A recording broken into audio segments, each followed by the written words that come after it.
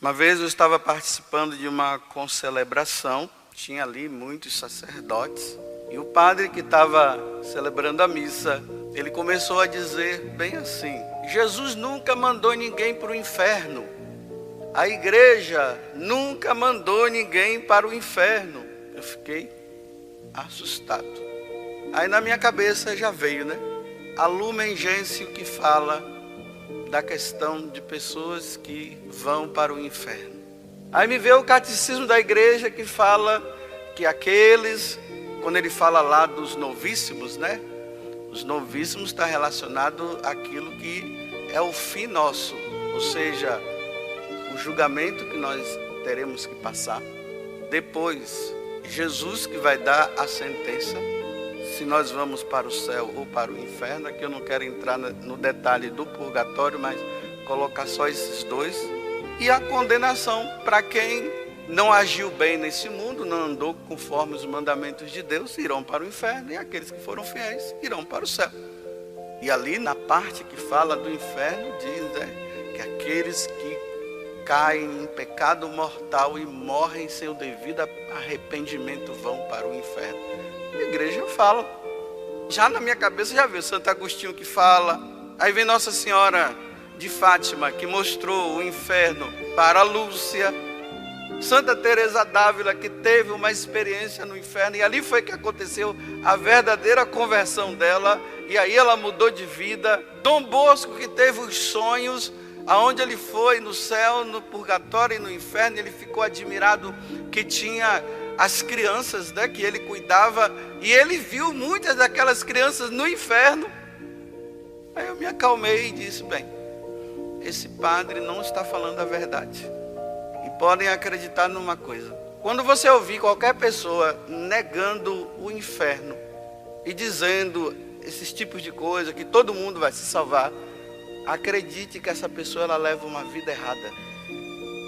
E como ela leva uma vida errada, ela tem medo de encarar a verdade do inferno, aí ela nega o inferno. Pode olhar a vida dela, mesmo que ela aparentemente se mostre para todo mundo como um santo, vá ver a vida particular dela para você ver se a vida dela não é uma vida errada. Aí a pessoa não quer encarar a verdade, ela vai dizer que todo mundo se salva e tudo mais.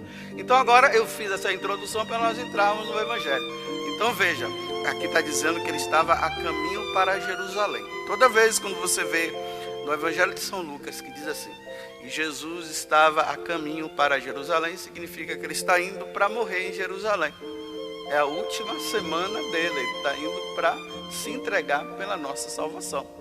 E realmente, na hora que Jesus ele se entrega na cruz e ali ele morre, se deixa crucificar, e ele diz ao Pai: Pai, perdoa-lhes porque não sabem o que fazem.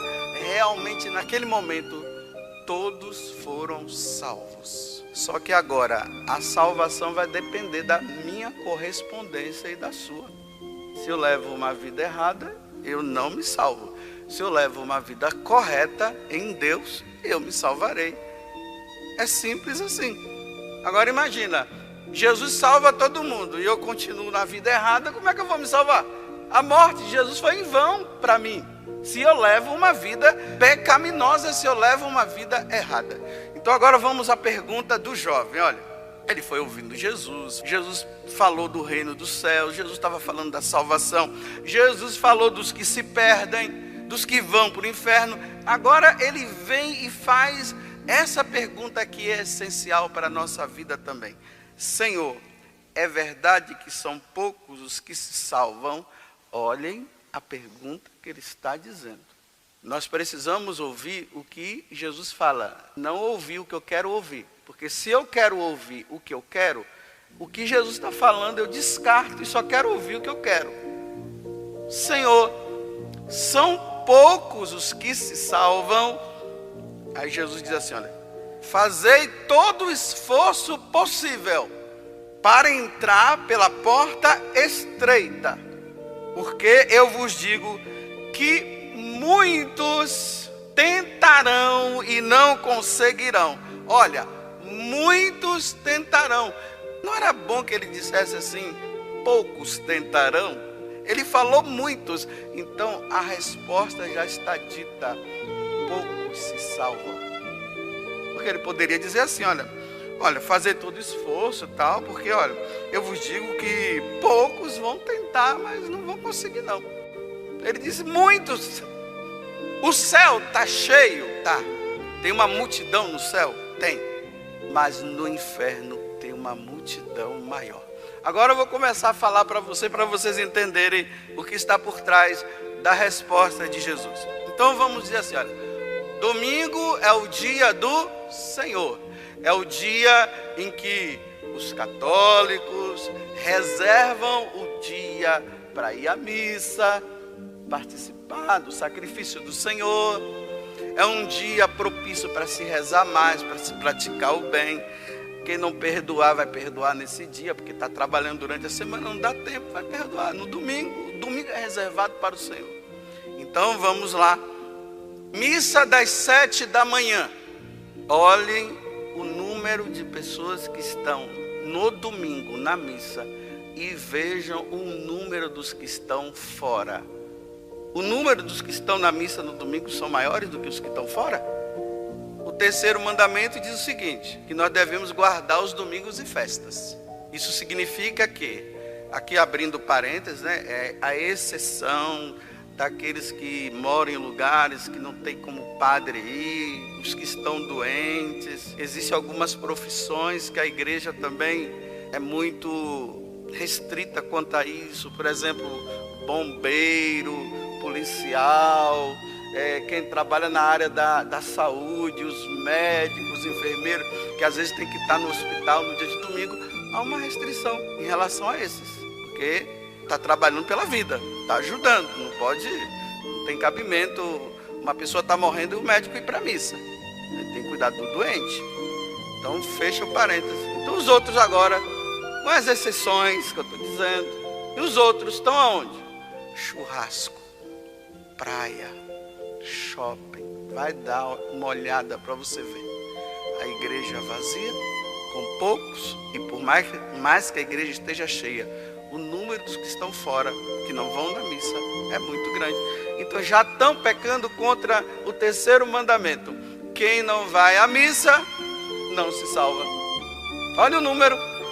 Vamos agora lá na sua família. A sua família que eu quero colocar aqui, não é somente seu pai, sua mãe, seus irmãos. Coloca os primos, tios, avós, bisavós, ainda tem tataravós, ainda tem, né?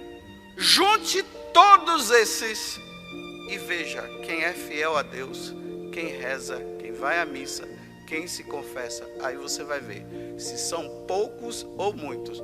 Se a quantidade dos que são fiéis a Deus é maior do que os que são infiéis, é sempre os fiéis são poucos. Aí é aquilo que eu digo, né? Depois que morre, diz está no céu, né? O cara não ia na missa, não rezava, não fazia as coisas, vivia a vida errada. Aí coloca um terço na mão, nunca rezou, e depois todo mundo diz, está no céu. Como que está no céu? Se levou a vida toda errada, se levou a vida toda longe de Deus. Ah, Padre José Augusto, mas o senhor sabe que às vezes no último momento a pessoa está vendo que uma pessoa fica justificando para não encarar a verdade? Então todo mundo no último momento chegou a dizer, Senhor, agora eu te aceito como meu Salvador e Redentor, e me perdoa por eu não ter praticado o bem. Todo mundo, são todos. Lá no trabalho, aonde você está? Veja agora, onde é que você trabalha? Desde o agricultor, desde o gari, até aquele que trabalha em escritórios e tudo mais. Veja o número de colegas que você tem que trabalham com você. Vejam quem é fiel. Veja se você, às vezes, se você não é o único que está indo e procurando a fidelidade a Deus e os outros não estão nem aí. Saindo com mulheres, são casados, estão lá, fazendo coisas erradas, falcatruas dentro do trabalho. Veja se isso não é a realidade. Nós não queremos encarar essa realidade. É óbvio que eu quero que todos os da minha família se salvem. Mas, olha, meu irmão está ali, com a minha cunhada. Vamos encarar e vamos ver a realidade. tanto os parentes da minha cunhada como os parentes do meu irmão, que eu estou incluído. Vamos ver se todos os nossos parentes são fiéis a Deus. É uma realidade. Mas eu não quero encarar? Não, eu tenho que encarar essa realidade. E tenho que fazer, como na primeira leitura está dizendo, é rezar. Mas chegando na hora que morre, lá chorando. Lá na faculdade, coloque professores. Eu não vou dizer que são todos, mas a maioria dos professores hoje, eu não estou dizendo que são todos, só propagam o ateísmo e o materialismo. Aí vocês observam os frutos. Muitos dos seus filhos que iam para a igreja não querem mais saber de Deus. Aí pergunta, mas por quê? Depois que foi estudar. Então, mas tem aqueles que são fiéis. Agora vamos ver na sala, eu vou dizer só uma sala. Naquela sala, vejam o número dos que são fiéis e os números dos que não querem saber de Deus. 3, 4 alunos ali, na fidelidade. O resto, está vendo que a maioria? Então, diante disso, como é que eu posso dizer que todos estão se salvando se o próprio Jesus está dizendo aqui, muitos tentarão, mas não conseguirão? Aí o pessoal diz, não, mas ele era uma pessoa muito boa. Bem, qual é o conceito de bondade que você tem? O cara era bom, mas era adúltero. O inferno está cheio de pessoas boas. E aí Jesus diz aqui, o cara diz assim, mas Senhor, eu ouvi nas praças, eu vi o que o Senhor falava. Está vendo? Olha, eu ouvi tudo. Você ouviu, mas não viveu. Aí Jesus disse, afasta-te de mim, eu não te conheço. Mas como é que Jesus pode dizer para uma pessoa que ouviu palestra, ouviu pregações, e ele diz que não conhece? Ouviu palestra, ouviu pregações, e agora eu vou falar aquela palavrinha que eu gosto de dizer, só não criou vergonha na cara, participou até de determinadas coisas, mas não viveu uma vida santa, não mudou de vida, não se converteu. Aí tem aqueles, né, que se convertem e não perseveram. Dá uma olhada aí nos grupos de oração. Você que tem perseverado no grupo de oração, que tem perseverado na Legião de Maria, ou em qualquer pastoral, vejam os que passam. Tem uns que chegam assim, que você fica até assim impressionado com tanta santidade. De repente, quando você vê, já não está frequentando mais. Quando você olha, já está no mundão de novo. Não perseverou. E Jesus disse que aquele que perseverar até o fim será salvo. Aí Jesus está dizendo, aí vocês vão se admirar quando vocês verem Abraão, Isaac e Jacó, que foram fiéis, erraram, mas foram fiéis, foram mudando de vida. Eles lá no reino dos céus e você do lado de fora. Olha, do lado de fora só tem essa opção, ou céu ou inferno. Então do lado de fora significa no inferno, não é no céu. Você pode imaginar assim, né? Então estava do lado de fora, significa assim, estava do lado de fora, todo um grupo no céu e um outro grupo cá do lado de fora. Aonde? Voando aí, as almas penadas voando por aí, no espaço sideral? Não, meus irmãos, é no inferno. E o outro grupo no céu, existe um santo chamado São Leonardo de Porto Maurício. Eu já falei aqui dele, ele é franciscano, e aí ele começa a dizer, porque quando ele ia pregar, as multidões iam, né, ficavam tudo ouvindo. Aí ele dizia assim, eu quero provar para vocês que os números dos que se salvam são poucos. Aí ele começava a falar, até mesmo essa homilia que eu estou fazendo é baseado no que ele falou. Aí ele diz assim, vocês estão vendo aqui essa multidão que está me ouvindo? Dessa multidão aqui, quem é fiel a Deus? Quem é que leva uma vida santa? Aí ele já começa a descartar, né? Aí ele vai falando. E aí ele termina a homilia dele de uma forma brilhante. Ele diz assim, meus irmãos, aqui não importa o número dos que se salvam e o número dos que se perdem, embora importe. Mas ele diz, o que é importante aqui, meus irmãos, é você se perguntar, você está no número dos que se perdem ou você está no número dos que se salvam?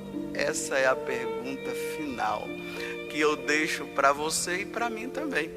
eu estou no número dos que se salvam ou eu estou no mundo dos que se perdem? Se avalie, pare para pensar. A tua vida realmente é uma vida de santidade? Você é daquele tipo que as pessoas dizem assim: chegou o radical, chegou o santinho, e eles ficam com raiva porque realmente você é radical para ele, né? Porque ele leva uma vida errada, ele acha que você é radical, mas você não é radical, porque você não está levando uma vida tão santa assim, mas ele acha que você é radical. Realmente você está levando uma vida com Deus? Vamos colocar nas escalas. Vou tirar agora as crianças, porque as crianças não entram aqui. O número dos adolescentes, dá uma olhada, o número dos adolescentes agora. Os adolescentes que levam uma vida com Deus. O número. Os pais, tudo preocupado, porque meu filho é assim, meu filho é aquilo, minha filha está se perdendo, minha filha está dormindo com o namorado dela e não sei o que. É assim, é o número. Vamos agora para os jovens. O número dos jovens. Junta os jovens do mundo todo. Você vai ver os que estão levando uma vida com Deus e os que não estão. Você acha que é a maioria? Vamos aos adultos. A mesma coisa. E vamos para os velhinhos. Me preocupo tanto com o grupo da terceira idade. Esse grupo da terceira idade está dando problema, porque estão dizendo que o número de AIDS tem aumentado na terceira idade. Então, se o número de AIDS tem aumentado na terceira idade, então os velhinhos, que já deveriam estar tudo levando uma vida santa, nos últimos momentos da vida deles, estão pegando AIDS com quem? Não, é que os velhinhos precisam se divertir. Claro, o cristão precisa se divertir, mas nós podemos nos divertir sadiamente. A gente não precisa ir para motel, né? Os velhinhos tudo se divertindo no motel. Os viúvos e as viúvas se agarrando, desculpa usar a expressão, e na dança e vão para lá. E tem aqueles que tem um gingado que deixa o cara doido. E aí bebida. Não, mas os velhinhos precisam se divertir. Não precisam, mas esse é o tipo de divertimento para os nossos idosos. Minha mãe está com 83 anos. Eu nunca ia aceitar minha mãe se divertindo dessa forma. Ela ia apanhar de mim, apesar de ela ter me batido quando era criança. Agora é eu que bato. Pela salvação da minha mãe, eu vou ter que bater nela. E vou dizer: para casa. Não foi isso que a senhora me ensinou. Não foi isso que meu pai me ensinou. Agora que a senhora está com 83 anos, a senhora está nessa vidinha, para casa. E agora eu vou vigiar a senhora para salvar a minha mãe. Estou falando isso de brincadeira para vocês entenderem em que mundo nós estamos. Realmente, o número dos que se salvam são maiores do que os que se perdem. Entre no metrô, entre no ônibus, entre no avião, ande pelas ruas. No final de semana vão para as praças, a igreja está cheia, a igreja está lá, o padre celebrando a missa, e veja o número dos que estão na praça. E você quer me dizer que o número dos que se salvam são maiores? Sendo que Jesus acabou de dizer que os que se perdem são os maiores? Se você está dizendo isso, ou você não está querendo encarar a verdade, ou você está com algum pecado que você não está conseguindo sair.